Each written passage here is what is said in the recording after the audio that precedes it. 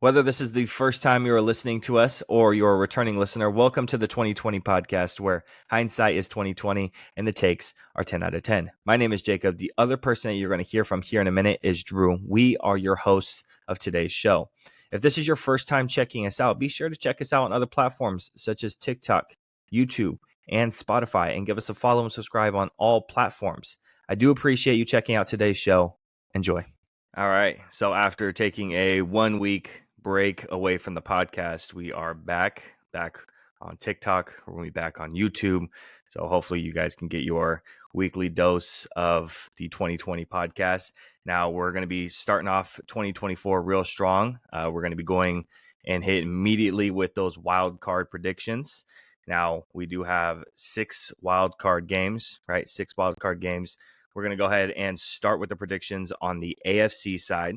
Now, starting out, I want to start out with the 4th seed against the 5th seed.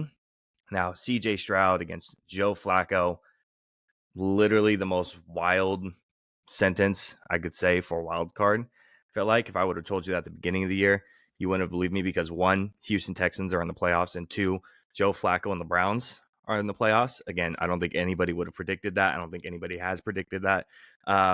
So you go first. Who's winning this game and why? And how far, whoever wins this game, Houston or Cleveland, how far can they actually go? Because whoever wins this game has to go against Baltimore next. Yeah, I think it's very simple. I love what CJ Stroud and the Texans have done this year. I obviously I'm a big D'Amico guy. The Browns are going to win. Their defense is just too good, and Flacco is just. I guess there's an opportunity for Flacco to do a Flacco game, but the offensive weapons they have on that side of the ball and just how aggressive he's been, and the man has nothing to lose. Like if he goes out and throws 3 picks, oh well, he was on the couch 6 weeks ago anyway. Like This is all just borrowed time for him, and maybe he's getting a contract next year, maybe he's not. Go out there, sling it, do what you can. Ton of QB needy teams next year. Yeah. I think it's the Browns. If you had asked me who do you want to win, I'd have said the Texans because it's awesome. But Yeah. the Browns defense is legit. It's really, really good. And the playoffs is a different atmosphere. And you have a first-time head coach. You have a rookie quarterback. And that's just a lot to expect out of those two. Now, if they win, it's the story of the week. Mm-hmm. Maybe except for the Packers upsetting the Cowboys or something crazy like that. But it would be the Steelers story upsetting of the the week. Bills. Absolutely, yeah. But it's the Browns all the way. And to be honest with you, it doesn't matter what happens in this game. It doesn't matter if the Texans lose by 3. It doesn't matter if the Texans lose by 28. They're a year ahead of schedule. Everything that happened this year was a massive win for them. Texas fans should be happy as hell. The outcome of the game doesn't matter, even if, in my opinion, it's going to be a little nasty. But yeah, unfortunately, the thing that Houston does the best is going to be passing the ball, right? CJ Stroud carries this offense 100%, and nobody expected for the rookie quarterback to come in and blow up in this capacity, right? If they were going to expect any quarterback to blow up in this capacity in their first year, you would think it'd be the first overall pick, not the second overall pick, but it happens, right? What they do best is passing the ball. Unfortunately, what Cleveland's defense does the best is defending the pass. Yep. And when CJ Stroud and the Houston Texans took on the New York Jets back in the beginning of the season, they lost. CJ Stroud threw 23 times for less than 100 yards. Again, they lost, and the Jets' passing defense is ranked 2nd. So they get kind of a taste of that good passing defense, and it wasn't a good look. Again, that's early in the season. CJ Stroud trying to get his bearings still going, but again, not a very good look. What they do the best, Cleveland defends the best on. Cleveland has the better defense. They have the better running attack. They have the better pass catchers. They have the better offensive line. The only thing they don't have better of is the quarterback situation. But again, it doesn't really matter when on one side is a rookie facing the best defense in the league, and at the very least, the best passing defense in the league. This is going to be Cleveland. And on top of that, if Cleveland wins this game, there's only, to me, one team that has a legitimate chance of beating Baltimore, and it's Cleveland. And it's not because it's Joe Flacco and I want the story because it's incredible, which I do. everybody, I think, wants the story of Joe Flacco going back to Baltimore and facing against his former team when he was on the couch 6 weeks ago, right? The reason why I think Cleveland is the only team in the AFC that can beat Baltimore is because they're division rivals. When it's a division rival game, playoffs or not, it's just a different vibe, and they beat them earlier in the season as well. They're really the only team I see Baltimore getting beat by. So if Cleveland wins this game, we could see Baltimore getting taken down next week. Oof. And then, yeah, I Sizzling know. hot take. Sizzle, sizzle, sizzle. And so we both, again, Cleveland taking the win on this one. Next, I want to talk about is Miami versus Kansas City. And now, biggest question here, obviously, who wins, right? Biggest question here is this kind of, I hate to say it, is this kind of like the battle of like the fraud teams? Because both these teams have good winning records, but are they really a threat to anybody outside of just themselves who they're going to be playing against? So who wins the game, and are we really worried about whoever comes out of it? With the Super Bowl being played where it is this year, a warm weather climate, if Miami could get there, I think you're a little worried about them. But the thing about it is, I think it's supposed to be like 0 degrees or 10 degrees or 12 degrees in Kansas City this week. This isn't even going to be close. I promise you this won't be close. I love Mike McDaniel. The 49ers have connections all over the league right now, which is awesome. Yeah. Gives me plenty to root for even when I'm not rooting for my own team. I love Mike McDaniel. I want him to succeed every week except for at my team's expense. They're Mm-hmm. not going into Kansas City and winning. It's going to be cold. And Miami, Yeah. in the history of that franchise, has never won when it was cold.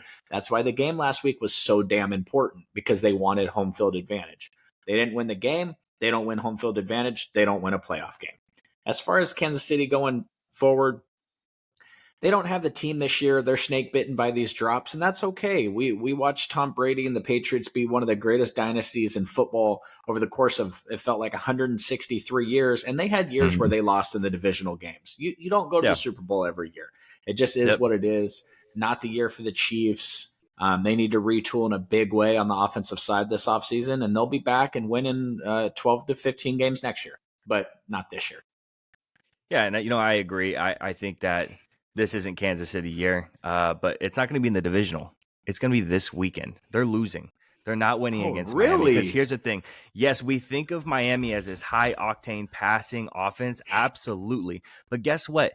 Kansas City defense is 18th in rushing defense. But guess what? Miami's their offense is 6th in rushing yards, 3rd in rushing touchdowns, and 10th in expected points contributed by the rushing offense alone. Yes, we do think of them as obviously high octane, Tyreek Hill, Jalen Waddle, Tua with the big arm, Devon A. Chain catching out the backfield, got a lot of speed going around, right?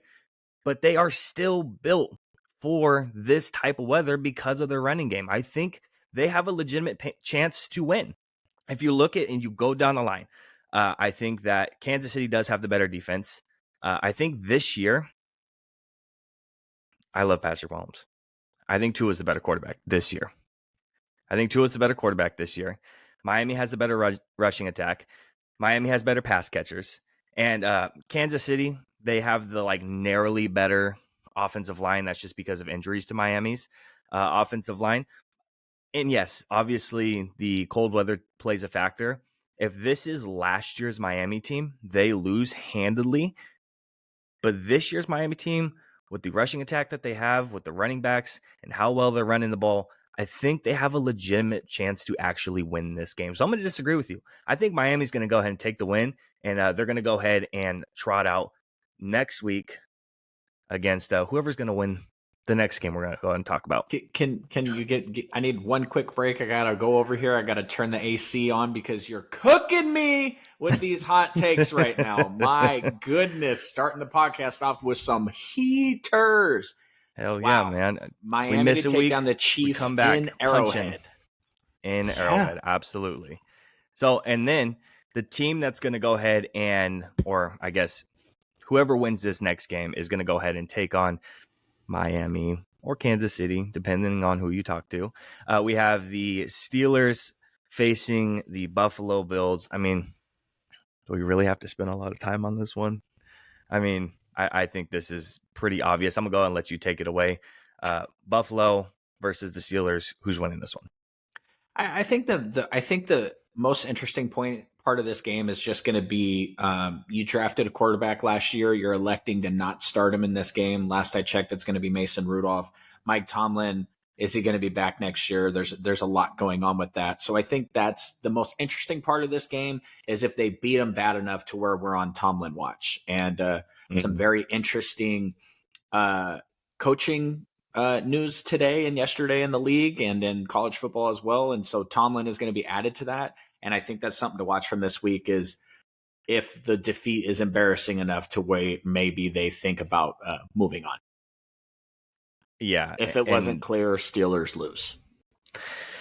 yeah, again, we don't have to sit here and spend a whole lot of time on this one. Buffalo's going to go in and take this one again. If we're looking at it category by category, Buffalo takes it. Better defense, better quarterback, better running the ball, better pass catchers, better offensive line. They're better in every single facet. Um, the Steelers team is mediocre at best with well below average quarterback play.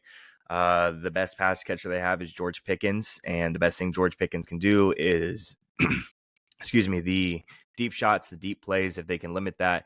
And again, Buffalo does have a pretty good defense, seventh to be exact in passing. They're going to be perfectly fine. There's going to be no worries here. So again, just quick recap on the AFC side.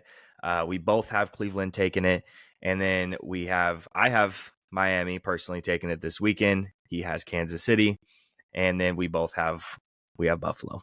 Again, And, that's going to be the easiest one for me.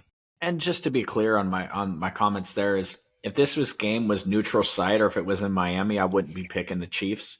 No, It's absolutely, just I get it. they're battle tested for that, and Pacheco delivers the boom.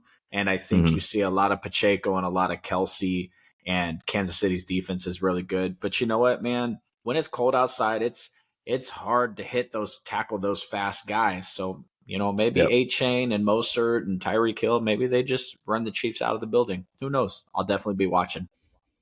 Yeah. Now, shifting it to the NFC side, we're going to do the exact same thing. We're going to go ahead and start with the fifth seed and the fourth seed. We have the Philadelphia Eagles playing the Tampa Bay Buccaneers. I want to go ahead and take this one. I'm going to just flat out say it now. Tampa's winning this game.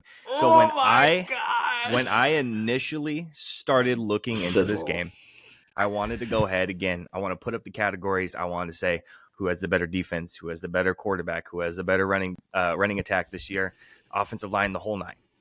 So defensive wise, both defenses suck. They're not very good, but Tampa narrowly has the better defense.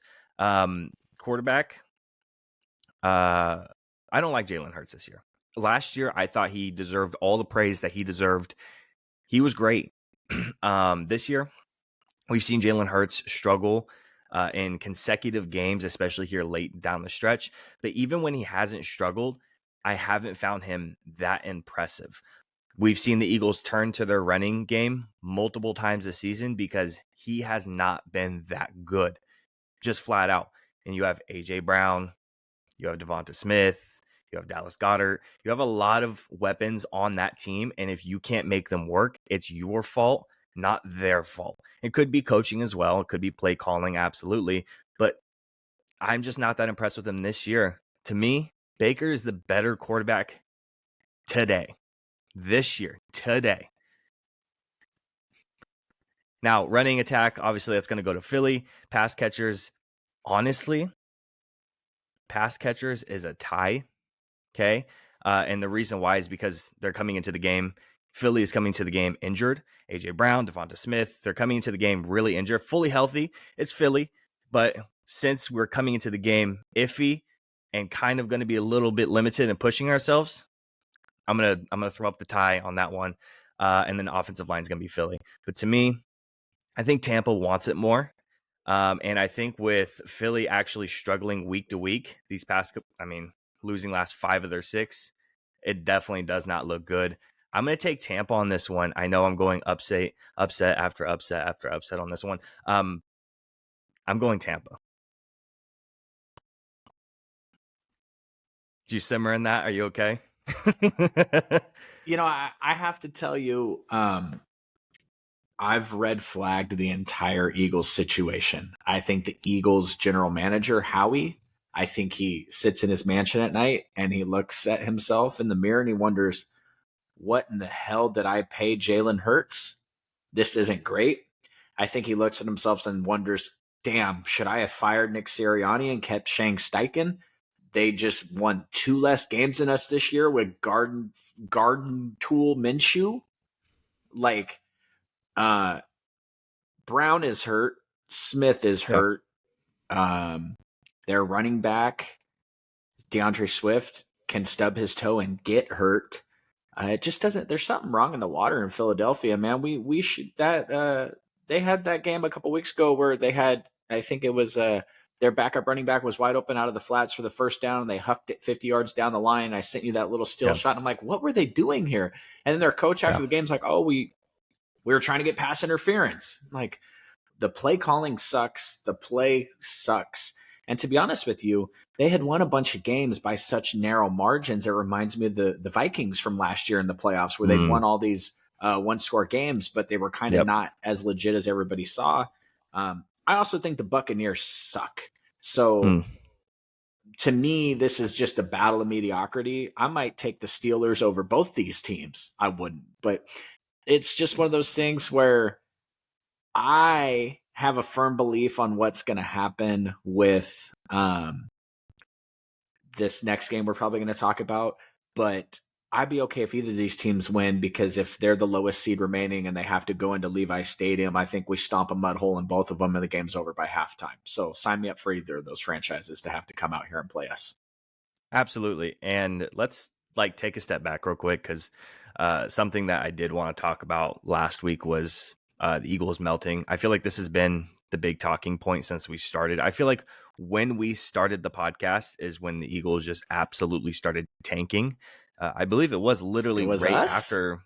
It was literally right after the Eagles played you guys. I'm pretty sure we started the podcast and they were like first thing on the topic, chop and block, and we talked about them. And last week was going to be no different. I want to talk about them melting. And it's not just obviously them losing, but I don't know if you've heard about all the locker room stuff that's been coming out. Mm-hmm. Dude, AJ Brown just does. I mean, he's very open in Philly to the reporters and everybody. He doesn't play politics. He doesn't mince his words. He doesn't like to, at least. So he was quoted a couple weeks ago saying, "Oh, if you don't have anything nice to say, don't say anything." A couple weeks ago, after he said that, he was quoted saying, "I'm not about to talk. It ain't nothing to say." And then to clarify, he directly said to the media, "It's not directed towards y'all," and he just smiled. He was not him, excuse me. Nick Sirianni was seen lashing out on the sideline to Jalen Carter, Hassan Reddick, and then Reddick's position coach and Devonta Smith against the loss against the Cardinals. I mean, we're talking about, and this isn't just like 1 week, 2 week things. This has been since their losing stretch has been going on. It's weird. Again, Sports Center and media runs what we see, obviously. And then that's Sports Center, House of Highlights, all that stuff. I'm surprised you haven't seen more of the sideline stuff from Nick Sirianni because I feel like every single time you turn on Red Zone, obviously he's going to go ahead and point out stuff like that. And I feel like it gets pointed out a lot there, but it doesn't get pointed out in the broad sense of media. So it's not really seen a lot. So that whole locker room stuff behind the scenes is obviously contributing to the whole Eagles melting down situation. And when you have a situation where you have Nick Sirianni, who's essentially like he's a player's coach, right? He's not like a coach who calls the plays and does that sort of thing. And you lose the locker room, not only losing the locker room, but you are having the locker room almost against you and they don't want to play for you. They don't want to battle for you. They don't want to fight for you. They want to fight you. It's hard to pick them to win a playoff game when your players don't even want to play for you. Well, That's and my outlook at it. the thing about him, man, is I'm a firm believer and I don't want CEO head coaches at 35, 40, 50 years old. If I've got a CEO head coach, he better been in the league a long time. He better know how to lead men. He better know how. Yep. I don't want my defensive coordinator quitting on me, aka Week Martindale and Brian Dayball, that situation. Dayball looks terrible in. Sirianni called the plays, and Howie said, nope, you suck. Here's Steichen. Yep. We're going to let him call the plays. And now what does he do on Sundays when the world is melting down and his defense is getting ran through and his offense sucks? What does Sirianni do? He doesn't do nothing. He just sits there and takes it because he can't call the Yeah. plays. He doesn't know what the defense is doing. Now, don't get me wrong. He's probably really smart. He's a head coach in the NFL. I'm sitting on my couch. But I like my young coaches, D'Amico Ryans, to be able to go up to CJ Stroud and say to him, hey, man, I've been there. I battled through this. Yeah. We're going to get the ball back for you. This is what we're going to do. I like for Kyle Shanahan, Mike McCarthy, Sean McVay to take his play caller to the side, his quarterback to the side and say, hey, this is what we're going to do on the next drive. We're going to get you back in the rhythm, et cetera, et cetera. What does Sirianni do? He doesn't do nothing except for throw a fit and, obviously Arthur Smith got fired this past weekend, so we didn't get to talk about his little, hissy fit he threw. But that behavior on the sideline is embarrassing. It's embarrassing on you. It's an embarrassment to your franchise. And when you look at some of the greatest coaches of all time, that stuff doesn't exist with those guys. You're looking at Saban and you're looking at Belichick and all these guys, John Harbaugh, Andy Reid. You don't see them having meltdowns on the sideline. That shit just does not happen at the most professional run franchises in sports. And to me, Sirianni's future right now, if they win a playoff game and then they win another playoff game, maybe he saves his job. But I imagine that there's some nights where, like I said, Howie's in his house and he's scrolling through the box scores of the Colts games and just wondering, man, I might have messed that one up. Mm-hmm. So. Yeah, no, absolutely.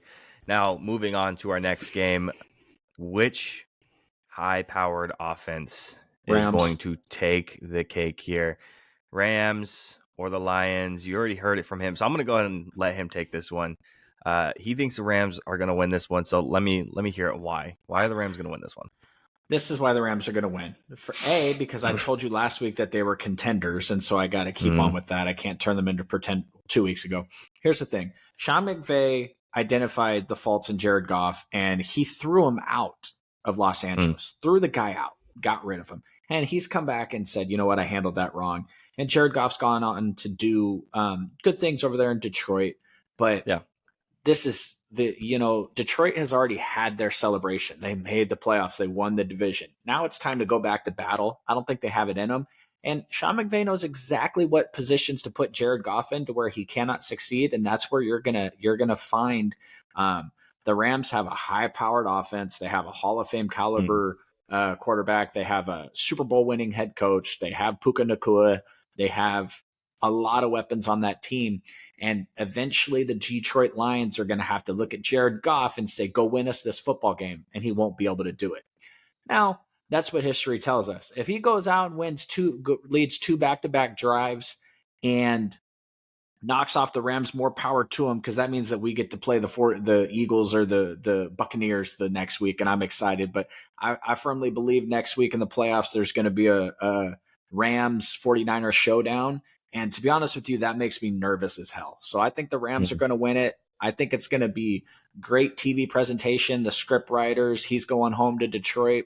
Detroit loves him. They were happy for him to win a Super Bowl. And I just think, I think it might be 17-17 in the third quarter, but this might be a 31-17 win for the Rams. And when you look back on it, it might not be as close as records might indicate it was supposed to be. Yeah, I find this game, I think, the most difficult to map out on who's going to win. Interesting enough, I had kind of a hard time with the Miami-Kansas City game as well on who was going to win. I ultimately came down to the Lions very narrowly, but I think Sean McVay and the coaching could definitely sway that the other way, especially when you're talking about coaching, right? We've seen Sean McVay, again, like you said, he's a Super Bowl winning head coach. He's not dumb. He's very good at his play calling. He keeps his offensive running. We've seen some really boneheaded coaching mistakes out of Dan Campbell, especially these last couple of weeks. Laporta. Yeah, first of all, keeping guys out there like Sam Laporta, Why? When the only way you were going to get the first seed was if the Cowboys were going to lose against the Commanders, which very slim chance. And the 2 seed or whatever it was, and It the was the two Eagles were seed. going to lose as well. Yeah. So if the Eagles and the Cowboys were going to lose, then you get the 2 seed. And That's the only thing that you were gaining there. my thing is you were going for the Rams, the 49ers petty as hell. They're double teaming Puka Nakua on every play because they don't want him I to saw get the record. And he finally gets it in the third quarter. My man Puka was going for the all-time rookie records for catches and receiving yards. Now, one was set by Waddle in 2021, not that impressive. It'll Yeah. be broken again. The other one was set by a Houston Oiler in the 1960s. That's a massive record. You got Laporta out there trying to get a rookie tight end record that means absolutely nothing. You know who I think didn't have like some great season this year for my team is George Kittle. I'm like, George Kittle had an okay season. I just saw that he led all tight ends in yards and had 1,000-yard receiving. It's like tight end records don't mean anything. Why are you putting your young dude in harm's way for a record it doesn't mean anything? Absolutely. And I don't think anybody even realized that he was close to it. Nobody was talking about it. Not only that, but yeah, I'm going to bring it up. Okay. The whole thing with the Cowboys versus the Lions thing, regardless of what happened, and obviously I'm biased. Duh. I'm a Cowboys fan. Of course I'm biased. Okay. I'm probably just the least biased Cowboys fan. Okay. The Cowboys weren't gifted a loss, or excuse me, a win there. Okay. Regardless of what happened on the reporting, he was going to be covered if it was actually reported correctly, because guess what? We put a man over 70 because that's who reported. Whatever. Moving past that, and then moving past the whole tripping thing, and earlier and the drive before that would have ended the game anyways, it was called on our tight end, Peyton Hendershot, when it was actually supposed to be called on Aiden Hutchinson for tripping. That wasn't called. It pushes back 15 yards. Moving past all of that, he still went for it multiple times for the 2-point conversion when you can go for the tie and then go for a win in overtime. Multiple times. That's what's lost in all of this. Over the tripping, over the non-reporting, over the refs, is the bad coaching job by Dan Campbell. That's what's lost in all of it. Nobody talks about it. It's very rarely even brought up or mentioned that. What are you doing still going for it? Of course, all the Lions fans, they don't bring it up. They want to just talk about, you guys got lucky. You guys got lucky. You were gifted a win. I get it. I would be frustrated too if I was put in that situation. Unfortunately, I don't. As much as you could say whatever you want about Mike McCarthy, he's not going for it on a 2-point conversion multiple times like that. He just knows, or ever. It's just not going to happen. It's just a bad coaching job. So for this game, I'm going with the Lions very, very, very slimly. But again, that could sway over depending on coaching. Right now, it's the Lions. Hey, I support that behavior. I hope they win. I just don't think they will. Just like I hope the Packers are going to win. That would be amazing. I would love that. Well, now moving on to the next one. Cowboys versus the Packers. Who's winning this one? I think this is another easy one. I think this is going to actually be a super exciting game through the first half. I think the Packers have a really good offense. I said on the podcast a couple weeks ago that Jordan Love's a baller, and I believe that. I want to know what the Packers did to go Favre, Rodgers, Love. I want to know they got some good karma or something. I don't know what they did, but it's amazing that they found this kid. And I think that it might be halftime. It might be 20-17 or 20-16 or 17-13. It might be really close. And we're going to be all excited at halftime. Like, oh my God, are the Packers going to do it? They're going to get their revenge on Mike McCarthy. And then it's going to be like 37-23 at the end of the game. Because the thing about it is Packers offense is good. Points have been scored on Dallas's defense this year, even though I think Dallas's defense is really good. But the one part of this game that can't be overstated is the Packers defense is terrible. And I think that Cooper Rush could put up 35 to 40 points on this Packers defense. So, I think, the thing about the Cowboys is Dak did it last year. I think it was against the Buccaneers, right? He came out and he threw a bunch of touchdowns or was it 2 years ago? Maybe I'm getting my years mixed up where he came out and threw a bunch of touchdowns against the Buccaneers. But I think it's a huge week for the Cowboys to just, if they can come out and stomp a mud hole in the Packers, even if the game's close through the first, couple of quarters, then it's um, big for their confidence. Because I'll be honest with you, I ain't worried about the Chiefs. I'm not worried about the Ravens, even though they just beat us. I'm not worried about the Bills. To me, Yeah. whoever makes it to the Super Bowl in the NFC, just you can give them their ring.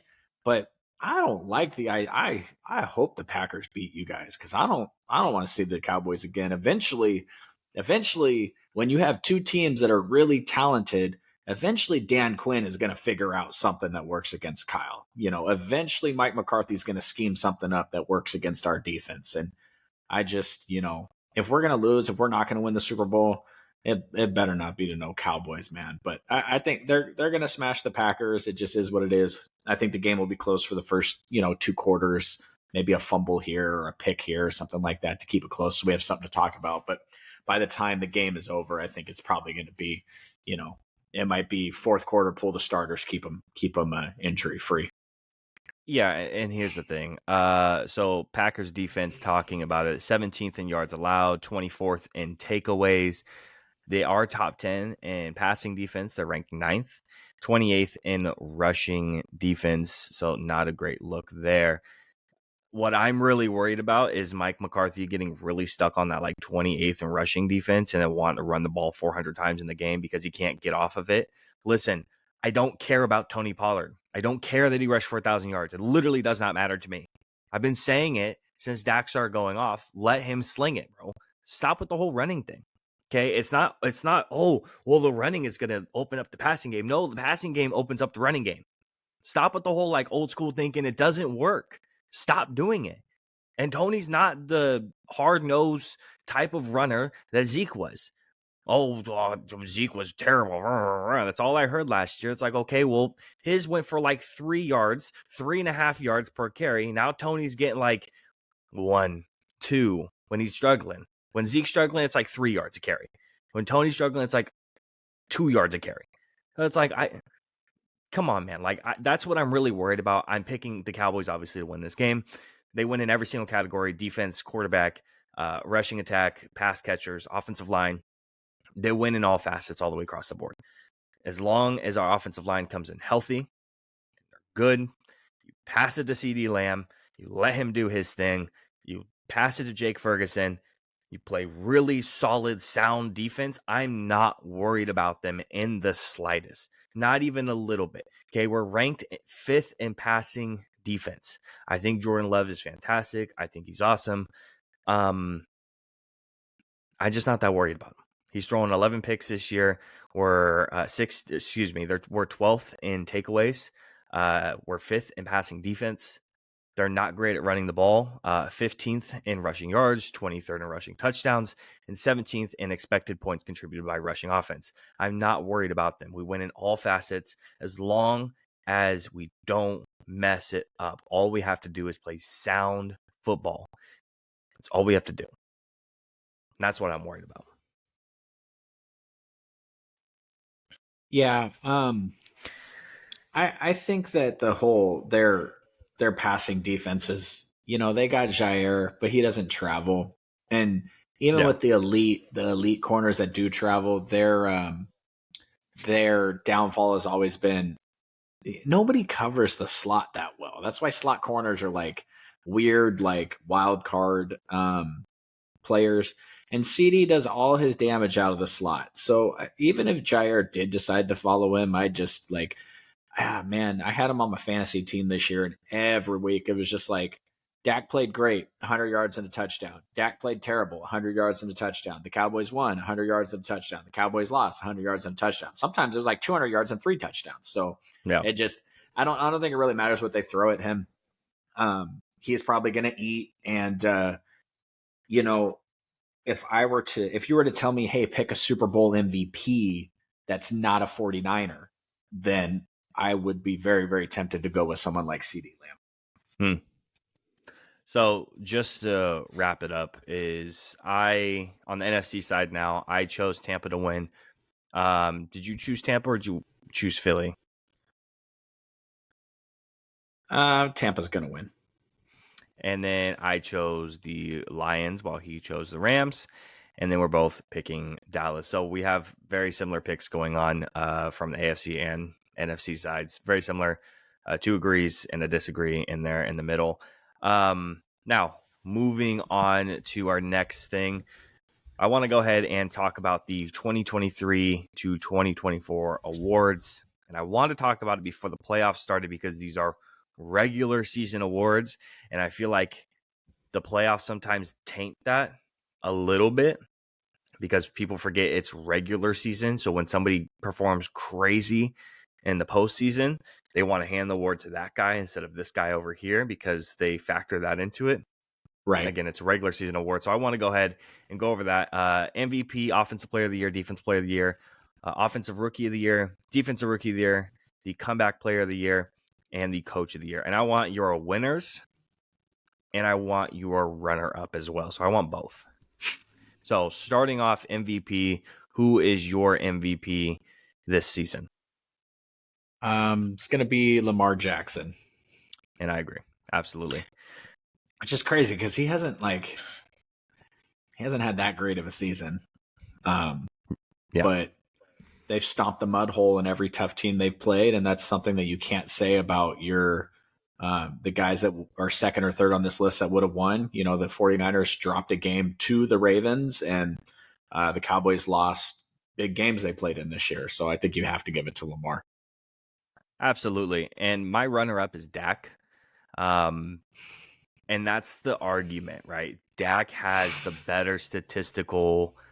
You put them up side by side, right? You go to, what is it, Pro Football Reference, right? You put them up side by side, and Dak has all the better stats than Lamar, except for rushing. Obviously, all the rushing stats are going to be better for Lamar. But it doesn't. And what I'm trying to explain to Cowboys fans, certain Cowboys fans, is Lamar is beating winning teams. And some people say it doesn't matter. It does matter. It absolutely matters. That is what matters, is that he's beating winning teams. End of the day, Dak isn't. Now, here and there, obviously, right? We're putting up good fights against Miami. We beat Philly, but it's a division opponent. How much stock do you put in it? There's that argument we put out there. We beat Detroit. It was a really close game. Some weird stuff happened at the end of the game. Again, it's Lamar's. He's beating the winning teams, the Niners, Miami, Cleveland. He's beating those teams. Dak just isn't, right? That's why he's my runner-up and not the MVP. Who's your runner-up? I'm kind of exhausted on the MVP conversation when it relates to Dak and Brock. I think when the votes come out, I think that Brock will be second place because I just think that the media is going to be able to give it to Lamar, but then recognize how nuts what's happening in San Francisco is. So Yeah. I'm more guessing on what it's going to be, not what I think it'll be, because personally, I think the most important person on, and just so we're clear, the odds to win the Super Bowl favor the 49ers as we sit today, not the Ravens. The most important person on that team is Christian McCaffrey. So I think it should be Christian McCaffrey, but you said it's dumb. Yeah. Isn't that weird how that works? Odds, but Vegas never loses, man. Like Vegas right. Never loses. So they know what they're doing. But I don't personally like when you go back and watch that 49ers Ravens game, none of anything that happened in that game is you don't take that into the next game. Brock's not going to throw 4 picks, three of them were tips and, stupid plays or whatnot, but only one of the picks was like a stupid decision by him. So maybe they just think the 49ers are still the better team. The one thing about the Ravens is, Mark Andrews is that might play. And the other thing I will tell you is Lamar can't win a damn playoff game. So everybody wants to anoint them to the Super Bowl, but he's never been good in the playoffs. So maybe there's some of that also, but Dak, Brock, whoever, I don't care. the second, it's going to be one of them. They both had amazing seasons. Dak's probably going to earn his $60 million contract. I don't know if that's a good thing or a bad thing. The NFL is probably going to have to figure out their salary cap really, really quickly because, as you saw with the Chiefs this year, Patrick Mahomes really hamstrung that team. They had to let go of Tyreek Hill to sign Chris Jones. They won a Super Bowl because of that. That's great, but these contracts are about to explode. And the one thing is, I think Dak's contract is going to really set the market a little bit, because if anybody has any insider information as to what the salary cap is going to be going forward, it would be Jerry Jones. So whatever contract he signs Dak to is going to kind of be an eye opener for the league as to what the salary cap is expected to be. But the NFL is a license to print cash at this point. So I think the salary cap is really just an arbitrary number. They can make it whatever the hell they want it to be, because even the Carolina Panthers are profitable. So, yeah, and I think that you sent in the group chat, you asked the question regarding CJ Stroud, Dak Prescott, would I swap them, especially taking contract into it, and I would, for how well CJ has played and for how much money Dak is about to make, and we're about to have to pay multiple guys. Mike Parsons is going to be coming up for contract here pretty soon. CD Lamb is going to be coming up for contract. That contract's going to be nasty. And then we have even smaller guys who played a big role. I mean, Tyron Smith, as much as he has sat out when he is on the field as the left tackle for the Dallas Cowboys are better. Their offense is better. Their offensive line altogether is better. Tyler Smith plays better. It's just a well-oiled machine when he's actually on the field. And then you got guys like Stephon Gilmore. And then you have guys like Brandon Cooks. So guys who aren't going to make a ton of money, but they are still going to demand something. And that's what's really going to hinder it. So if I could switch the Dak and CJ thing immediately and then be able to sign a bunch of guys and then still go for a Super Bowl run, I absolutely would. And I love Dak. I absolutely do. And I've been a Dak defender forever, and I absolutely will. Not just because of the player he is, but because of the person he is. I think Dak deserves it all. But I would trade him immediately for CJ Stroud tomorrow because of the contract situation. Absolutely. Well, and just so you know, this may surprise you, but the other person that's in that group chat, I asked him live on over air what he would do, and he actually said he would trade him also. Wow. So now, the thing is when it comes to trading the face of your franchise, and it's the same thing we were talking about, saving money for the 49ers, and if they can move off Eric Armstead in the offseason, but he's the Walter Payton Man of the Year for the 49ers every year. That, like, this isn't Madden, this isn't your fantasy team, so you can't just there's a lot of people in that Dallas organization that would be furious if Dak got sent out. So maybe it doesn't happen in real life, but it's definitely fun conversation to have. Absolutely. Going back to the awards, the Offensive Player of the Year, is your runner-up, or who you think should be the MVP, is that your Offensive Player of the Year? You know what's funny is I think that whoever comes second in MVP voting should be the Offensive Player of the Year. I know it doesn't ever happen that way, but I think that it's important to recognize players that have had standout seasons in unique ways. And I don't love just giving Tyreek Hill this award because he filled up the stat page, because he's done that a lot in his career. So for me, the winner of the award is Christian McCaffrey, because running backs have gone to die. And what he's done this year has been unique and incredible. And my runner-up is CeeDee Lamb, because what CeeDee Lamb did this year is you could argue that Dak has been really good this year, but there's 10 or 15 other quarterbacks that you would have put in there, and they would have beat all the shitty teams that you guys beat, and they would have lost all the good teams that you guys beat. Now, I'm not saying anything about Dak, but CeeDee Lamb is really the engine. Nobody's afraid of Michael Gallup. Brandon Cooks has only been good the last 6 to 8 weeks of the season. Now, that's a huge boost for you guys going into the playoffs, but he did nothing the first half of the year. So I'm giving it to Christian McCaffrey. Number 2, I'm giving it to CeeDee Lamb, just because Tyreek Hill did some awesome stuff this year, but he's been awesome his entire career. To me, Here's a hot take for you. Tyreek Hill's a top 5 wide receiver of all time.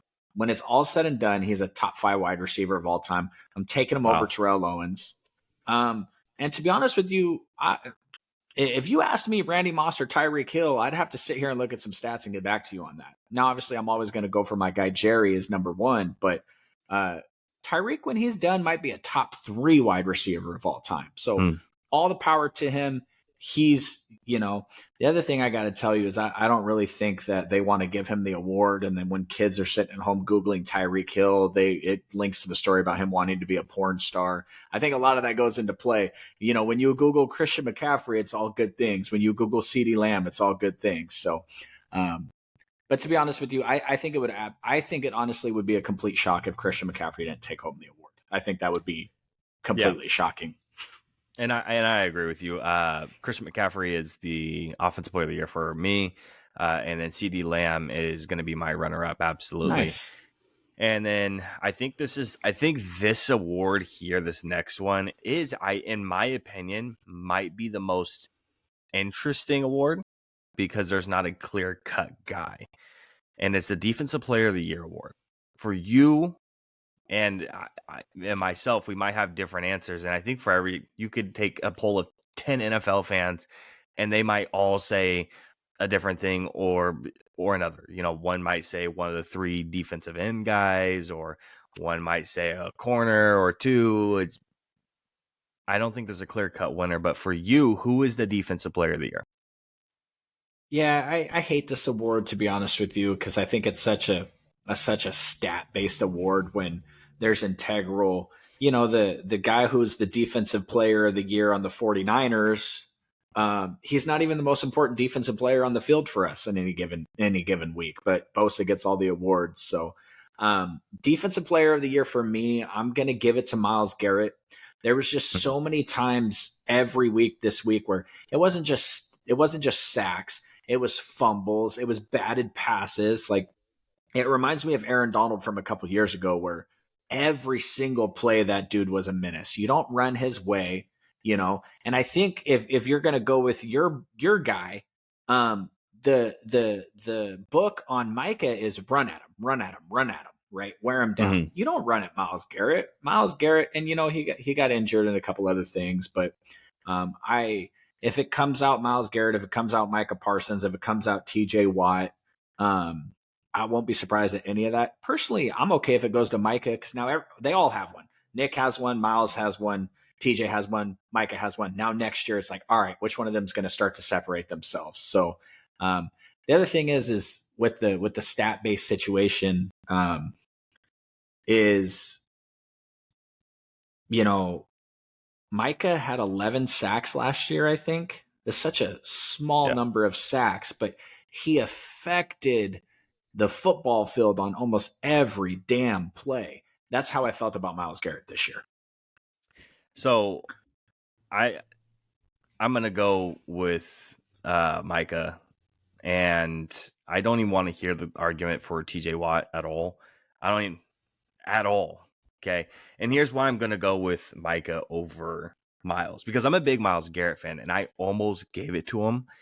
But the problem is they have the same amount of sacks. Micah has over 100 pressures, which the only other person who had over 100 pressures or like around the same amount of pressures as him was Max Crosby. So those guys had over 100 pressures. I think Myles Garrett had around like 80 something ish was roughly where he's at. He had a higher pressure rate, higher win rate, higher double team rate than Myles Garrett. And then if we're talking about TJ Watt, I'm going to go ahead and shelve that one because he got double teamed less at like 14%, while Myles Garrett was at like 31 and Michael was at like 35%, and TJ's getting 14%. TJ Watt's own teammate, Alex Highsmith, was getting double teamed at a higher rate than TJ Watt was. So I don't even want to hear the conversation. Sure, he had 19 sacks, so congratulations. You're not getting double teamed. You're not getting as many pressures. You're not there. Okay, so I don't really want to hear it. And then on top of that, if we're going to go ahead and look at Myles Garrett and Micah Parsons, Micah Parsons has one more tackle for loss. He has more tackles than Myles Garrett. He has one less pass deflection. He has 3 more quarterback hits. He has the same amount of fumble. Oh, sorry. Myles Garrett does have 3 forced fumbles. So that's the one stat that Myles Garrett has way over Micah Parsons. But outside of that, they're neck and neck with a lot of the hurries and the pressure rates. But Micah has more pressure, more double teamed. He's doing it more. Obviously, I see it more too because I watch him week to week. But I'm going to give it to Micah because he's, in my opinion, as much as sometimes it feels like he disappears, you don't get 103 pressures while Myles Garrett, a guy who's everywhere at all times, only gets 86 and you disappear. He's there. He's just not making a lot of noise like other guys are, right? TJ Watt, 19 sacks, while the other 2 guys have 14. But the pressures are there. There's more of a disruption. That's my opinion.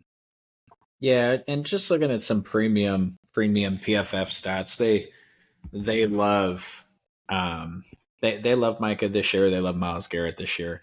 I think it's funny, honestly. I watch him every week. Obviously, I think it's funny how PFF grades Nick Bosa because they absolutely love Nick Bosa. The dude only had like 11 sacks this year. I'm not the pressures and the hurries and all this stuff. I'm not 100% certain.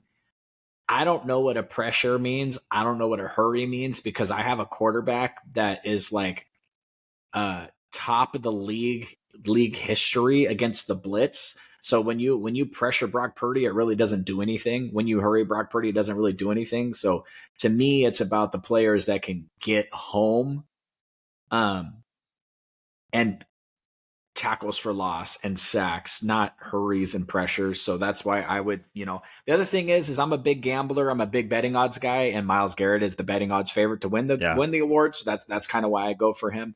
But, there's TJ Watt, Max Crosby, Nick Bosa, Myles Garrett, and Micah. I mean, how much really separates the 5 of these guys, except for age? You know what I mean? They're all very elite at what they do. And frankly, do you want to know why Nick Bosa doesn't have 40 sacks a year? Do you want to know why Micah Parsons doesn't have 40 sacks a year? It's because the NFL allows these offensive linemen to put them in fucking headlocks week in and week out. It's so funny. Like all you can search on Elon's app the word hold, and all you see is photos of Nick and Micah, like this whole arm brace around their neck being choked out because it's like, that's all you can do, So I kind of like the idea of giving it to Micah just so everybody has one. And then we can, it's plus the more awards Micah gets, the more they have to pay that dude. Thankfully, Bosa set the bar really, really high. So they got to give him a bunch of money. Then they got to pay CeeDee Lamb a bunch of money. Then they're going to pay Deron Bland a bunch of money. And I'm all for the Cowboys having to pay their players a lot of money. So, all right, moving on to the Offensive Rookie of the Year. This is the other one that causes a bunch of controversy as well. Offensive Rookie of the Year. I think there's only one clear winner / runner-up. Same thing with Defensive Player of the Year for you and I. One's a winner, one's a runner-up. Offensive Rookie of the Year to me, it's one winner, one runner-up. I think it's pretty obvious. 1A, 1B. Who's your runner-up? My runner-up is Puka Nacua. Okay. Yep. And then my Offensive Rookie of the Year is CJ Stroud. Right. Freaking Puka, man, he was so successful this year that I had totally forgot that he wasn't a rookie, and I was thinking of Laporta for Detroit. So that's why I was curious as to who your backup. But yeah, this award, we don't have to spend much more time on that. The opportunity for a quarterback to win it every year is very, very high. I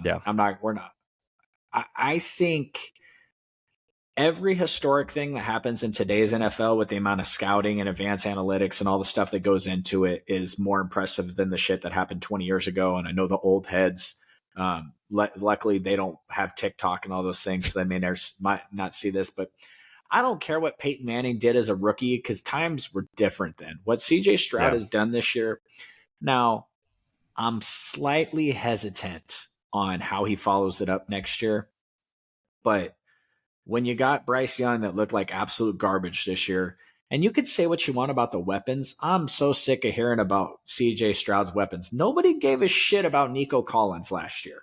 Nobody. No. And now he looks like Randy Moss. So let's dial that back for a second, and that's because of CJ Stroud. That's because of Yep. Slowick, another Shanahan tree guy who's 1 year with CJ Stroud. He's getting head coaching job interviews. That's because of the offense that CJ Stroud was able to implement to make those guys weapons, because they weren't weapons last year. Now, obviously, they got a pretty good tight end, but besides that, I just think it's one of those things where next year might be a little tough. There might be a little sophomore slump, but I tell you what, the Texans feel a lot better about where they are right now than the Jaguars do.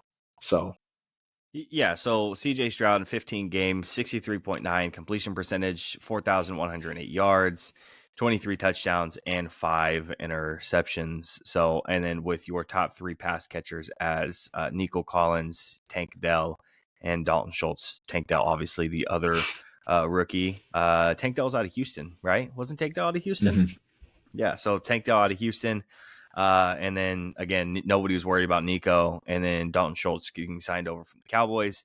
And then the next closest guy, or I guess your third pass catcher going into the playoffs this week, is technically Noah Brown, also from the Cowboys, which, nobody's really worried about either. But, still he goes out and Noah Brown still goes out and catches 33 receptions for 567 yards and 5 touchdowns.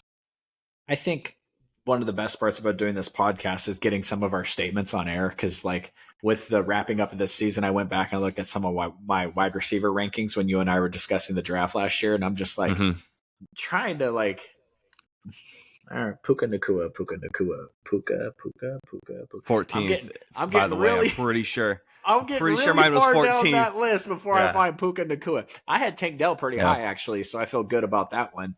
Do you have mine? Do you have mine up there? I know it's saved in our chat, like you and I, but I don't remember what I put in there. I'd have to All go I remember back. is, I do remember I had somebody relatively high that I don't think a lot of people had, like pretty high up on their list, but I know I was high on, and he turned out pretty good. And I don't know why the name is not coming to me right now, but yeah, I would like to go back maybe relatively soon to our Snapchat text messages back and forth and see what we have in there, because a lot of that stuff would be pretty interesting. Well, I do want to hand out draft grades as well. I want to do that.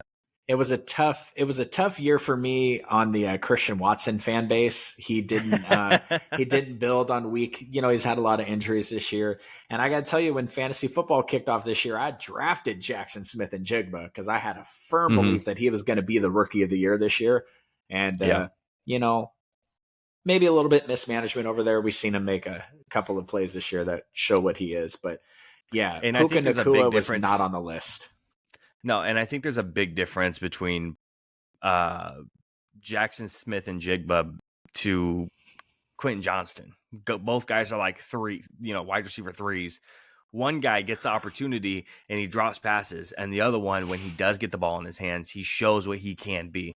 There's a big difference there, Well, and I hated the Quentin Johnson. I would have to say, if I would tell you if I had a second team, I'd say it's the Chargers, obviously because of my dad.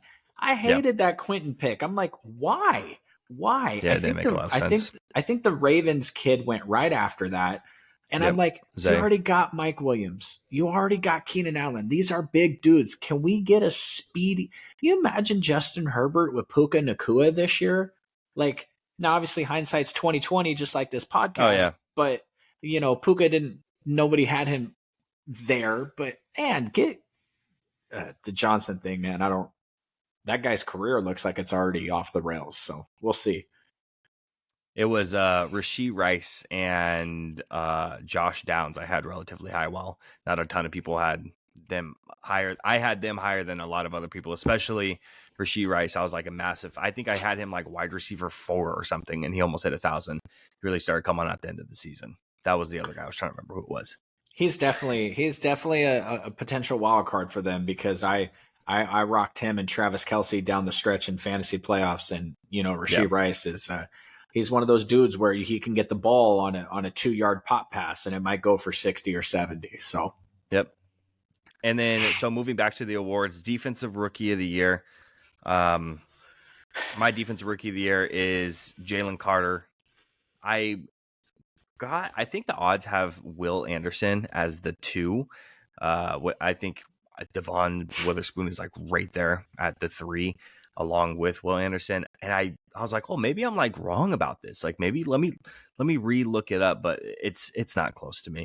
Jalen Carter from the defensive tackle position put up 6 sacks, while Will Anderson put up 7. And anytime that you turned on the Eagles game, he's being disruptive. It's just like when you're watching film of him at Georgia and you go and you turn on the film, you go, who is 88? Who is that guy? And it's the same thing with him moving into the league, the NFL. He's doing the exact same thing. Incredibly impressive season. He's one of the most disruptive guys on that line, even with Hassan Reddick there on the outside. I think Jalen Carter is going to be good, unfortunately, for a long time to come. Who's your defensive rookie there? Do you have a runner up? I do. I would say that's Devon Witherspoon. That's my backup. Okay. Carter, man,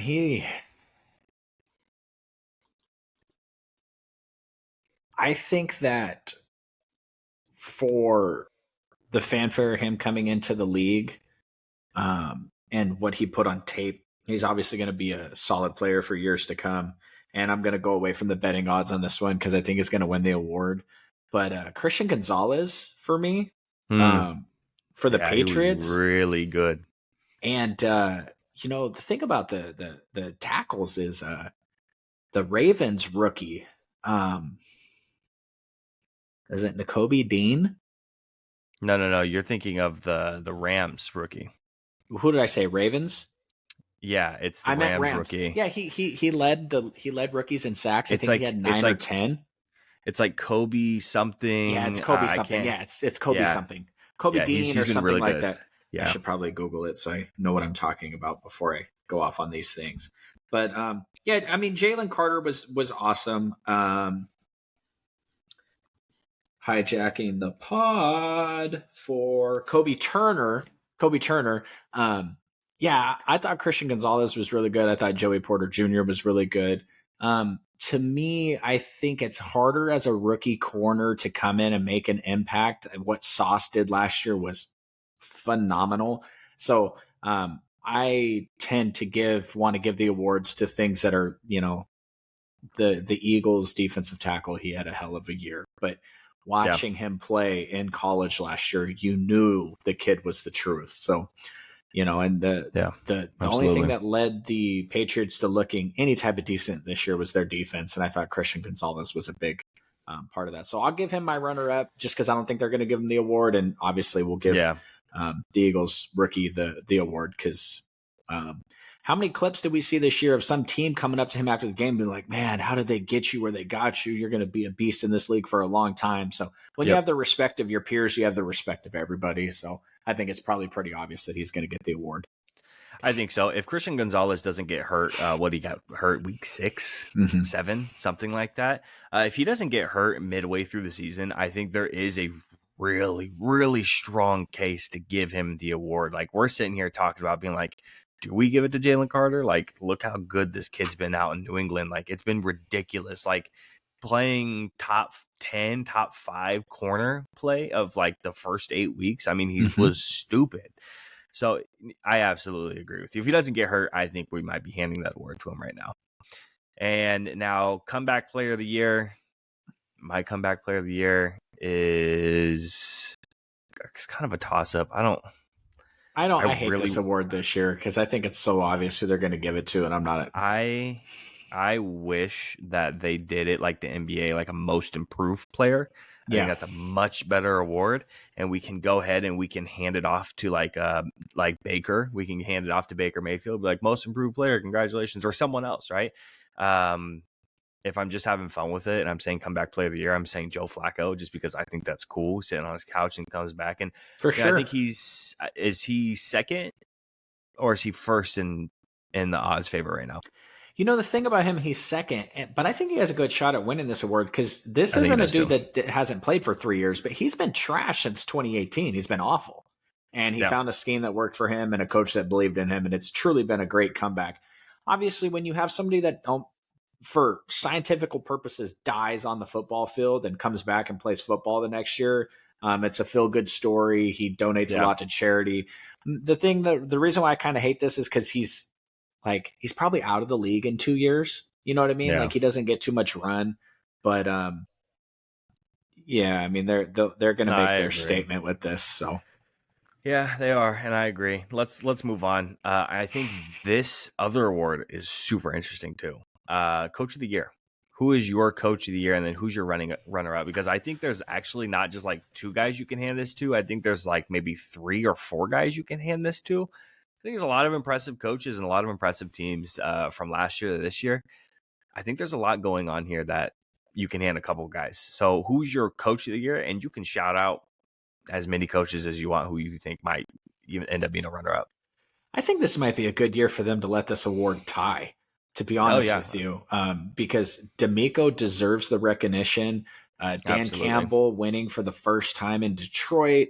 Obviously, Yeah. when you have 16 different quarterbacks and you have to pull Joe Flacco off his couch to get to Yep. the playoffs, Yep. Shane this is an Steichen with the award. Colts. Even Sean McVay with what he's done with the Yeah. Rams this year. You imagine if the Rams go in there and God forbid this happens, I'll freaking give up watching football. What if the Rams made it to the Super Bowl? It might be the greatest coaching job in sports. Now, obviously, it's a Yeah. regular season award, but I think this would be a good year to give it to Stefanski and Yeah. D'Amico because Yeah. I D'Amico agree. deserves it, man. Like I, to me, everybody's like, oh, Dan Campbell, they won their division for the first time in 31 years. I'm like, listen, you don't get an award because the franchise has been poverty. And then Yeah. you went to the playoffs. Congratulations. And if you are going Yeah. to go off of that, how do you not give it to D'Amico? Because he's a rookie head coach. That's more impressive than Dan Campbell getting there. He has a rookie quarterback. That's more impressive than Jared Goff doing it. So Absolutely. he, to me, he's third, fourth, fifth place, firmly entrenched. And then realistically, the 2 best coaching jobs in the NFL this season, and one of these coaches I'm a firm believer in, and the other guy I think sucks.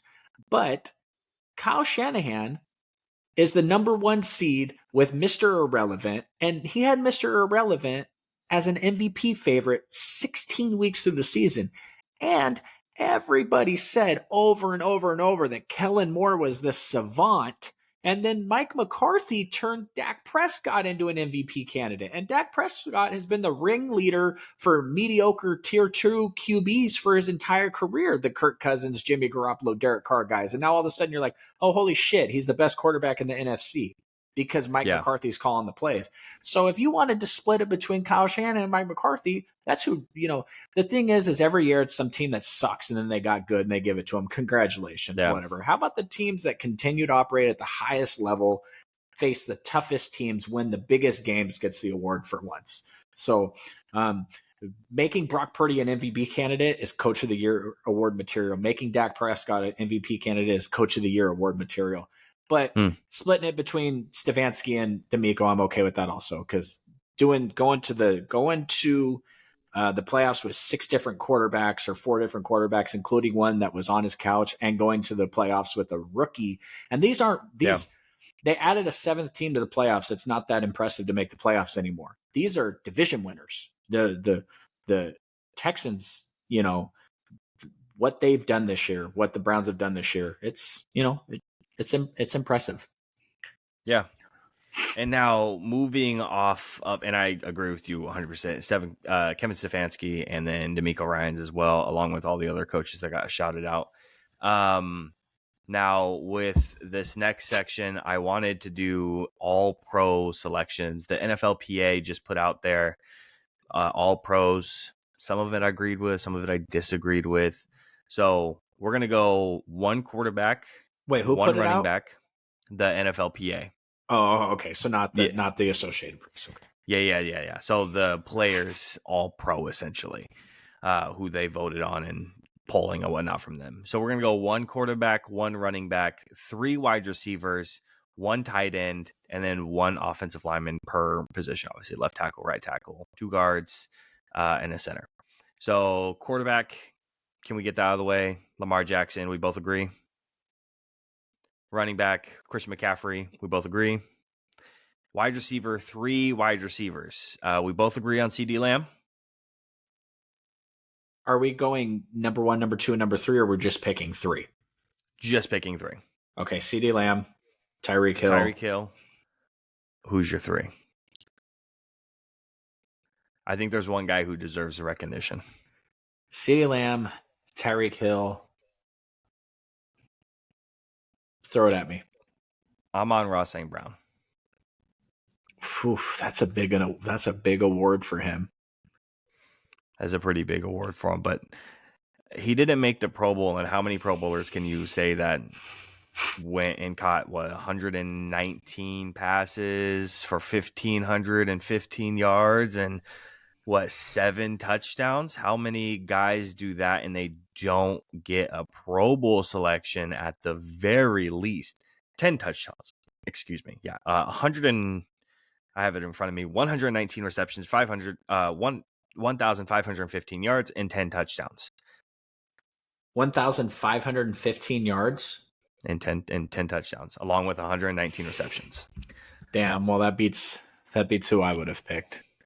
Who would have you picked? What was on the top of your head right there? Jamar Chase and Justin Jefferson didn't really have the years. Devontae Adams didn't have the year. You know who had a phenomenal year and is part of this story we've been talking about this whole podcast was Amari Cooper.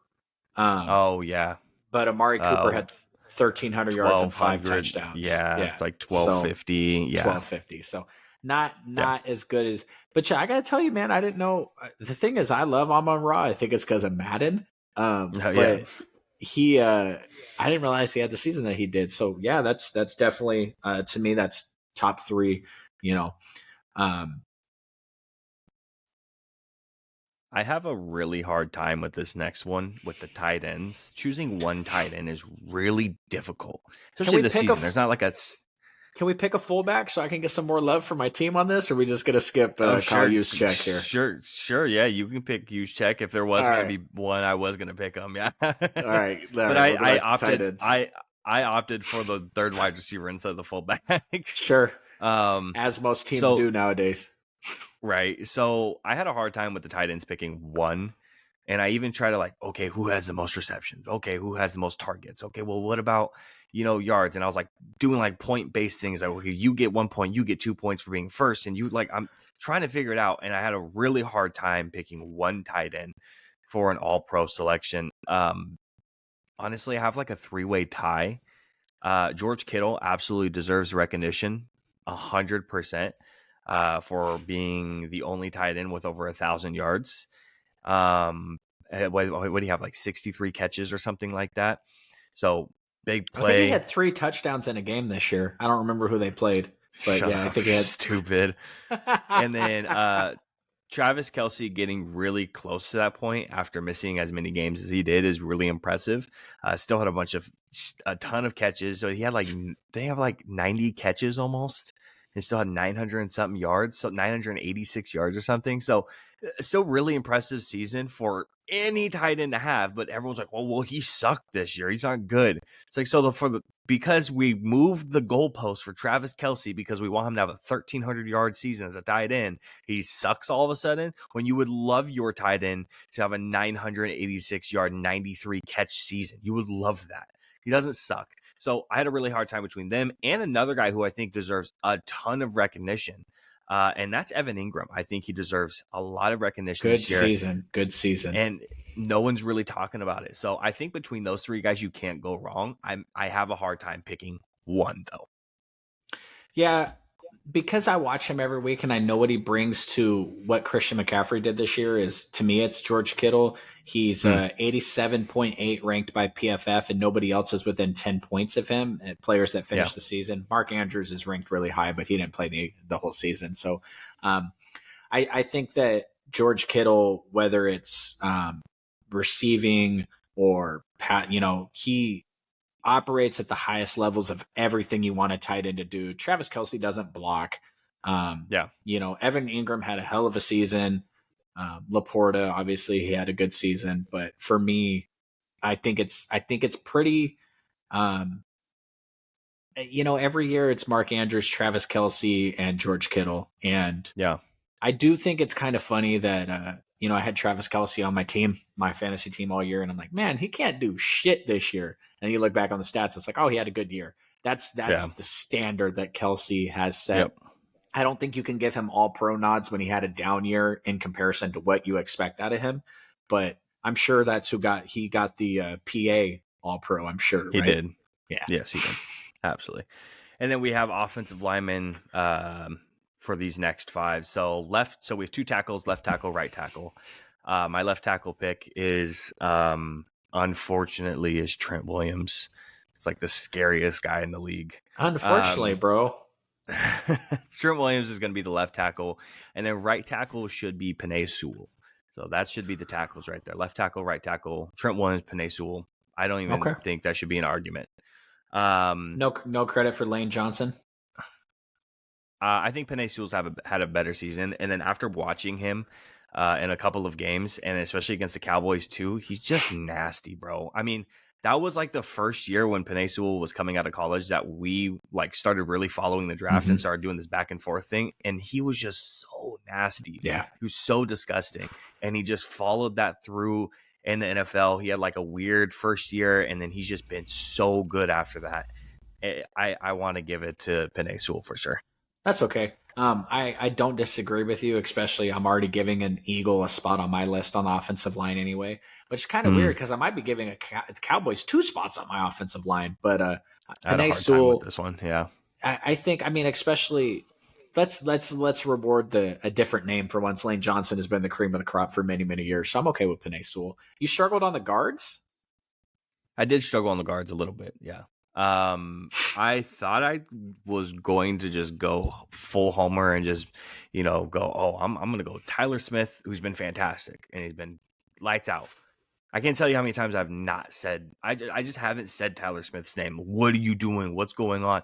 This is the first year that he's really actually played the position he was supposed to play. He played left tackle all last year because Tyron Smith was out, and then he finally moves into the position he's supposed to be, and he's potentially going to get an all-pro nod. So there was a tie with the NFLPA all-pro between him and another guard. I might be Joel Bitonio, might have been the left guard. I think Kevin Dotson also should get some love and some respect there. I think he's had a really good season as well. So Kevin Dotson and Tyler Smith, I kind of had a hard time going back and forth between those two guys for left guard at least. And then right guard, obviously, Zach Martin. And then Chris Lindstrom, I believe, was the highest rated offensive lineman or guard in the league this year. So hard to hand it out to Zach as much as I'd love to. Again, super quiet season because he just doesn't allow anything to get past him.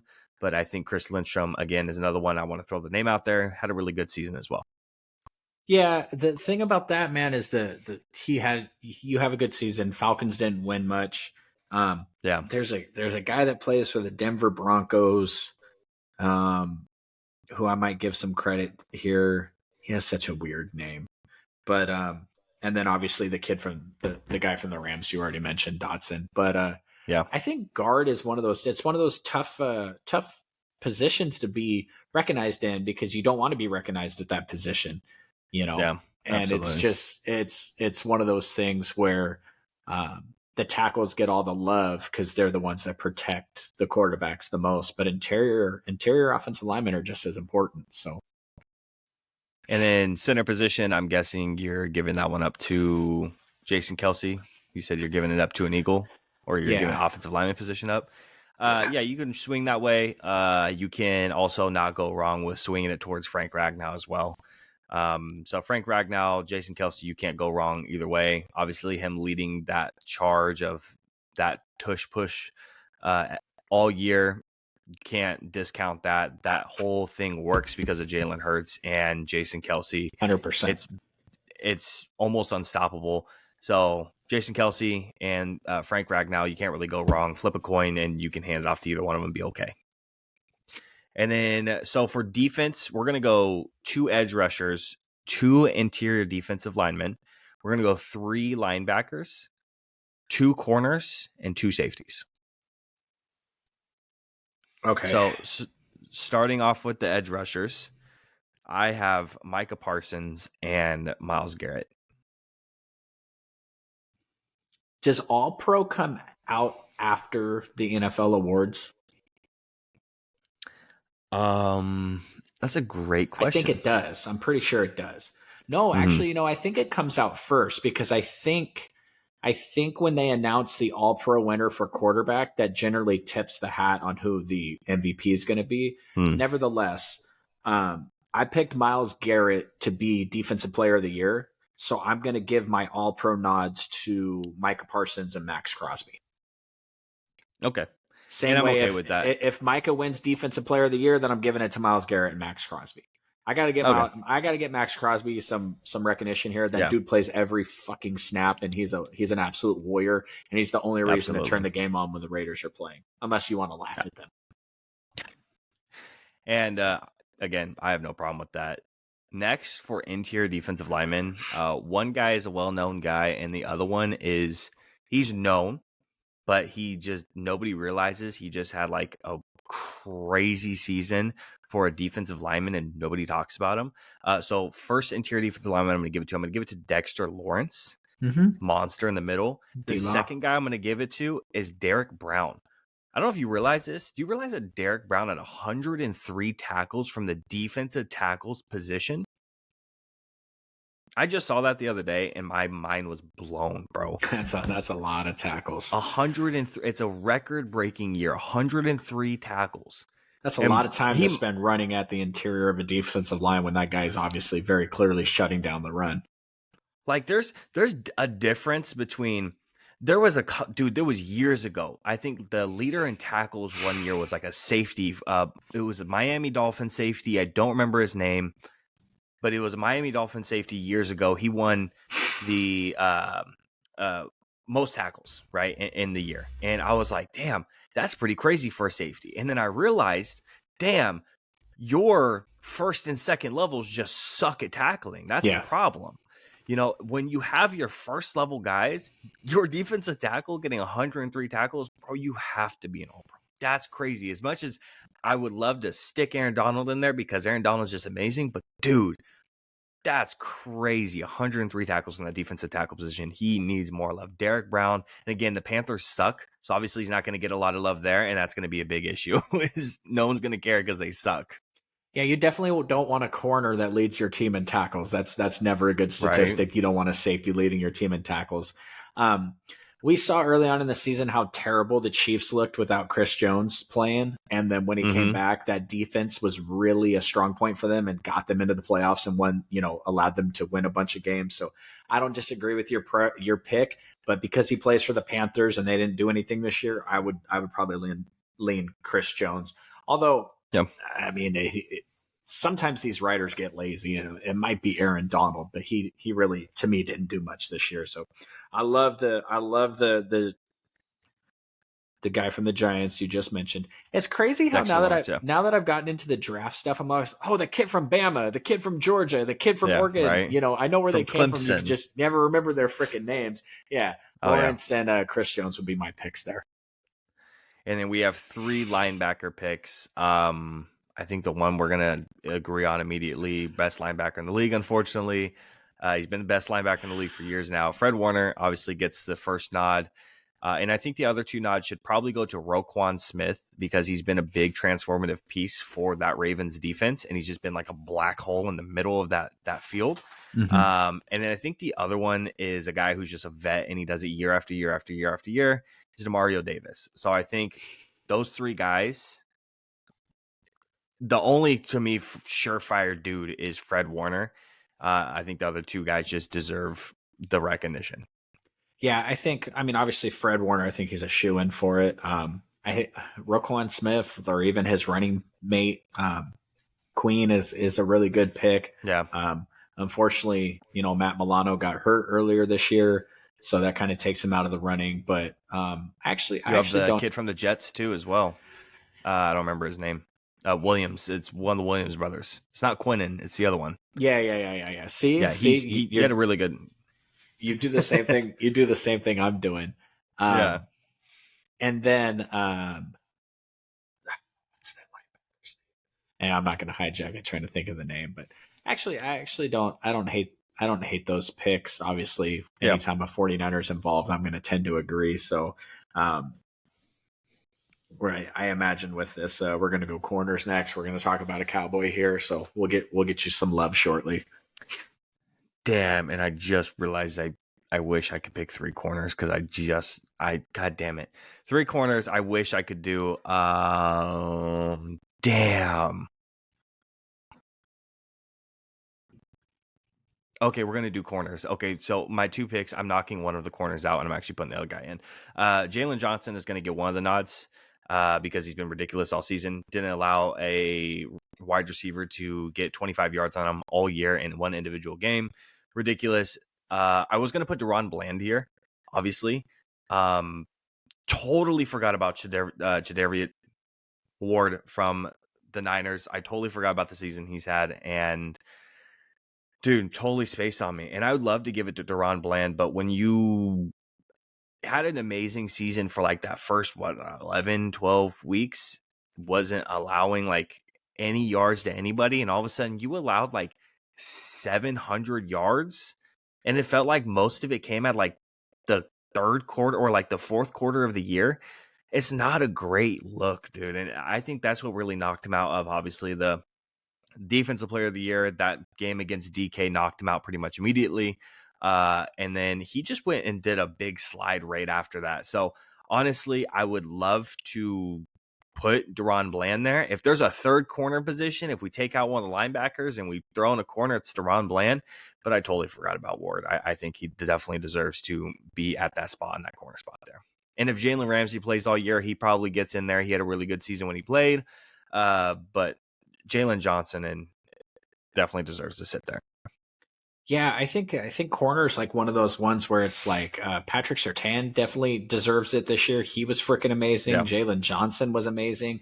I honestly do believe that Mooney Ward is an All-Pro this year, and I think Deron Bland is going to get the nod too because you have to reward the historic year that will never happen ever again. These interception records are never like it just they're never because corners don't play as long anymore. These records that on the defensive side that are being set are never going to be beat. Nobody's going to have that many pick sixes again. You know how much luck goes into a pick six? The problem I have with the record is it's really not even all that like skill level, like one guy gets a pick and one guy returns it for a touchdown. It's really not much skill when it comes to the pick six versus the pick, but it's just it's historic. It's never going to happen again. And if you don't award him for it, then, plus Sac State, Stingers up, baby, give him the award. Hey, if a guy from Sac State can get an award and a 49ers guy can get an award, then it's a win for me. So I'll take it. Well, unfortunately, my camera died, aka my phone died. I do have a camera on my laptop. It's just not wanting to aren't you supposed to plug in your phone to the charger when you get live on the podcast? Yeah, unfortunately, my charging port is broken, so that doesn't work out. Yeah, so and then the last category we have here is safeties. We have two safeties. I'm taking Antoine Winfield. Yes. And then the other guy who had a ridiculous season 2 and was probably one of the premier guys on a bad team is Jesse Bates, in my opinion. So Antoine Winfield and Jesse Bates, I think, are the two guys. But there was a lot of really good safety play this year, dude. I think Kyle Hamilton probably deserves it also. That's a good point. I don't want to kick Jesse Bates off, and I don't want to kick Antoine Winfield off because that Antoine Winfield's the dude that has had the amazing year that no one's talked about. But just like corners, I wouldn't really want to have to be the guy that makes the decision there. No, I agree. Yeah, I totally spaced on Kyle Hamilton the year he's had. He's being exactly the guy he was supposed to be coming out of the draft. And he was you get those guys who are those hybrid guys who don't have like a super defined position. And safety is where they're almost put at, but they can play like box, they can play slot, they can play outside sometimes, they can cover tight ends, so but it doesn't really work out a lot of the times, especially when they're highly touted like Kyle Hamilton is. and he was ranked number one on a lot of people's boards coming out. Aiden Hutchinson was like 1A. He was 1B right there with him. And the fact that he's come out and he's been as good as he is pretty impressive. Well, he slid in the draft because people were worried about where they were going to play him. And the Ravens are just Yep. like, nah, we'll take him. We'll do what we do. And I know you said you didn't say before we started this that we were going to include the special teams, but I'm going to go ahead and say that we need to include kicker because Yeah. we drafted a kicker in the 3rd round and he cost us games, and you guys found some dude on the scrap heap and he won you a bunch of games, and he did miss a field goal in the last game of the season, right? So He missed 2. his incredible season kind of, he got a little hiccup there at the end, but he's obviously going to be all pro for the special teams this year. So Absolutely. kudos to Aubrey. I agree. And then if you're going to go with a punter, you could go with like a million different punters. It feels like, obviously I could go the homer route and say, Brian Anger had a great season, but there's a lot of punters out there who had a really good season. So it's kind of hard to pick one, to be honest. Yeah, I'm not going to spend any significant portion of my time looking up how many times Mitch Wisnowski versus AJ Cole landed the ball in the 20, because to me, punts are bad. So that's a good point. Yeah, no, I'm not going to disagree with that there. So that is our all pro section. Now we only have 2 more categories left, both having to do with head coaches. Let's go ahead and start off with Pete Carroll. So Pete Carroll, the headline was Pete Carroll got fired from the Seattle Seahawks. It feels like it's more of a move to a different position in the organization. That's how I felt initially, being like, oh, well, it does feel like it's a little misleading with the title, but then looking at Pete Carroll's response with the press conference and feeling like his response and him saying, I feel like I can still coach. It's a little heartbreaking. I mean, Pete Carroll gave a lot to the organization. Obviously there was, disgruntled players with Pete Carroll, obviously, with, guys like Marshawn Lynch and other guys as well. But it was more of a move to a different position in the organization, still involved. But obviously, Pete Carroll still feels like he can most definitely coach in this league. yeah, I mean, he's 72 years old. He's up there, but this definitely has segue into the front office for a year and then find another coaching job later written all over it. There's certain franchises all over sports that are pretty famous for this. My sports team here in Sacramento, the Kings, are pretty famous for firing a head coach and then moving him to the front office for a year because they don't want to pay him to just sit on the couch. So they make him actually do something. And then once his contract runs out, they kick him to the curb. I think Alvin Gentry still works in our front office somewhere doing something because he was interim head coach after we fired Luke Walton. So it really kind of stinks of a ownership move that didn't want to quite rip the Band-Aid off. So they peeled it back 75% of the way and they're like, oh, that really hurts. And now they're just like looking at it, hanging on their arm. They don't want to pull it off all the way. If Pete Carroll wants to coach somewhere else, then I think he will. The big news with the Seahawks thing is that I think it weakens the Cowboys up a little bit because I'd be willing to bet a lot of money that Dan Quinn ends up there. So, yeah, I wanted to do it's funny. I was just talking about it and I was just thinking about it literally yesterday. I wanted to do, before free agency started, I wanted to do because in my opinion, it's not super exciting to be like, where does every free agent land? We could do the big free agents, obviously, but like, who is the most important free agent for every team to re-sign is something that I wanted to do. And who I was actually going to pick for the Cowboys was Dan Quinn because it felt like he was more of a free agent. And then I was just obviously talking to our resident expert about the Cowboys and what Dan Quinn is going to do. And he thought that he was going to maybe take the Chicago job if he was going to take a head coaching job. Obviously, hindsight is 2020, obviously here, as always. And now looking back on it, it's like, damn, going back to Seattle, huh? Like that feels like the move, dude. That feels definitely like the move for him. And it's unfortunate because I want to keep him and the guys love him. And Mike has made some really suspect comments about it, and it makes me nervous. I don't know if you've ever heard it, but Mike has made a comment being like, wherever Dan Quinn goes, I go. It's definitely a little nerve wracking. If he wants to go play for Dan Quinn, I mean, he's going to find a way to go do it. I've heard some weird stuff. Some of the podcasts that I listen to about Micah and his fit there in Texas. But the thing is young players like that never get away because of the franchise tag and stuff like that. So I don't really put, it's not basketball where the inmates run the asylum and these players decide wherever the hell they want to go. The great thing about the NFL is you do what you're told essentially because we're going to pay you a lot of money. But I give a lot of credit to Dan Quinn. He's had opportunities every year to get back into coaching, and he's waited and he's waited and he's waited, and now he gets to decide between Seattle and Chicago. Mm-hmm. Chicago defense is just, obviously the big thing with Dan Quinn is who's his offensive coordinator going to be, and you better hire a hell of an offensive coordinator, especially if you're going to go to legit Chicago. But his last offensive coordinator turned out pretty good, so minus the situation that happened with him as his the last year of him being a coach, but head coach anyway. Yeah.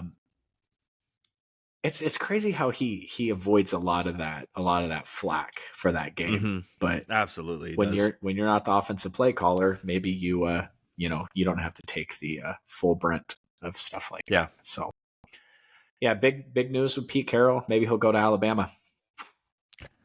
So moving on, Nick Saban has announced his retirement away from college football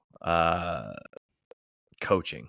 Now, this to me felt like more of a instead of a change in Alabama alone, this felt like more of a change of the times.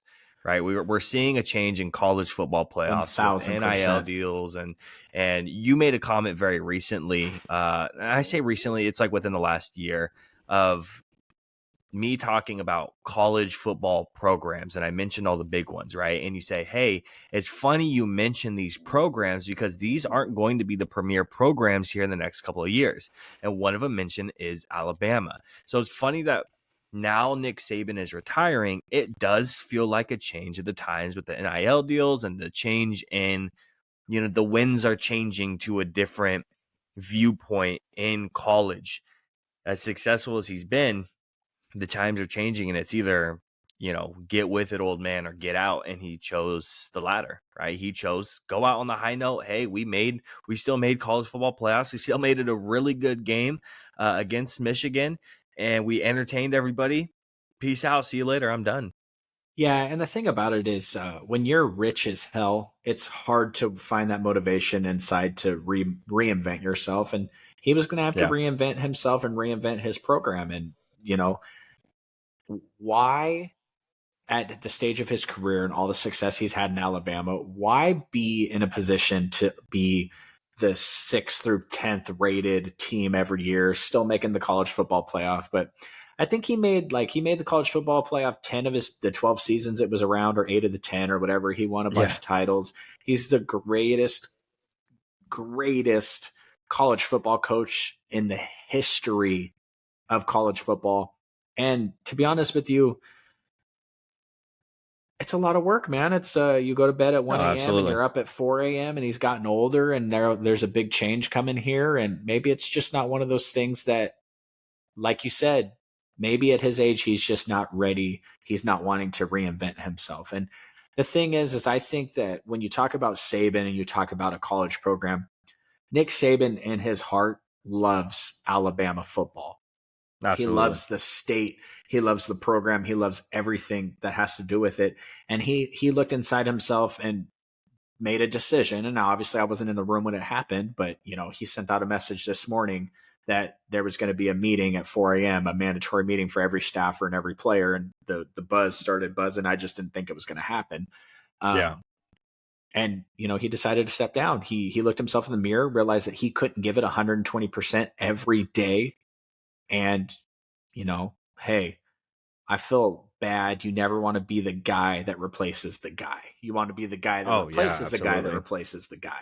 So whoever's got to show up there next, they're going to be big game hunting this offseason. I promise you that. They're not going to hire, you know, there's a lot of talk about the Washington's head coach might go to Michigan after just getting his ass kicked by them, and that'd be a big step up for them. But they're not promoting an offensive coordinator. Maybe they will. Maybe Bill O'Brien's the answer. But That'd be such an interesting move for the Washington coach to move to Michigan. Obviously, we're talking about Harbaugh moving on. The thing is with that Michigan team and what I've seen and what I've researched and what I've heard about is that Michigan team was literally built to beat Washington, like specifically. It's like the same. It's just it was built to beat them. They were never going to win that game because Michigan built that team around it. And so it's just and especially if you can't win the battle in the trenches, you're not going to win the game at all. And Washington was just not built for something like that. Well, and everybody, it's weird how people think of Jim Harbaugh and they think of him as this defensive minded coach. He's not a defensive coach, he's an offensive coach. They literally nicknamed Vic Fangio was Harbaugh's coordinator at Stanford, and they called him Lord Fangio. Lord Fangio. When he got to the 49ers, they called him Lord Fangio. You want to know why? Because Vic Fangio told Harbaugh, get out of my offense. I run this defense, because Harbaugh's an offensive head coach. And he rebuilt his offense. If Harbaugh had it his way, he'd run the ball 57 times. I don't know how much of the game you watched, but there was a huge play by JJ McCarthy where he rushed for like 30 yards in his own end zone on third down. And it's just one of those things where Michigan was in the pits. Yeah. And Harbaugh came and resurrected them, and he beat Ohio State multiple times. All Michigan wants is to beat Ohio State. And Stanford was in the pits. And there's people on record that'll tell you that Harbaugh's coaching at Stanford was the best coaching job in college football history. And the 49ers were in the pits. They were a joke of a franchise. Like, that's why I remember that stuff, and that's why I enjoy it now, because there'll be times where we're not that great again, but every place that he's gone, that someone messaged me today, you think he'll go to Alabama? No, he's gonna go to some team that's in the pits, where he's going to walk in and that ownership is going to give him the keys to the castle and give him whatever he wants. And he can have the most expensive football staff in NFL history. And he can have every single thing in a private jet and all this other. He has a new pair of khakis for every single day. That's where he's headed. He's not headed to Alabama. He's headed to someone that's going to give him the keys to the castle. And, the Spanos family has the money to do it. It just remains to be seen, because I know Mark Davis will hand him the keys to the castle. That's right. A fact. So I think who deserves a lot of credit too. I don't know if you heard the story about Jim Harbaugh calling up John Harbaugh when his job at Michigan was kind of in jeopardy a couple of years ago. And he called him up and he said, "Hey man, I need help." And John essentially said, well, there's two guys, I believe there's defensive coordinators you can hire. You can have this guy or this guy.